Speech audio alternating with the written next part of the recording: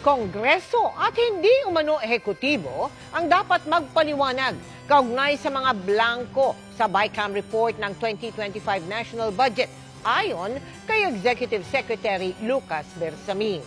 Ang BICAM report ay iba pa sa mismong General Appropriations Bill na siyang nilagdaan ng Pangulo, bagamat isa ito sa mga pinagdaan ng proseso ng budget. Nakatutok si Ivan Mayrina. Hindi kami ang mananagot dyan. Sagot ito ni Executive Secretary Lucas Bersamin sa gitna ng kontrobersya tungkol sa mga umano'y blanko sa Bicameral Conference Committee report sa 2025 National Budget. Sabi ni Bersamin, Kongreso at hindi ang ehekutibo ang dapat magpaliwanag. Meron mang pagkukulang sa bagay na yan dahil BICAM report yan. Wala kaming kinalaman sa BICAM report. Ang may kinalaman lang kami yung finished product na pinapirmahan sa presidente.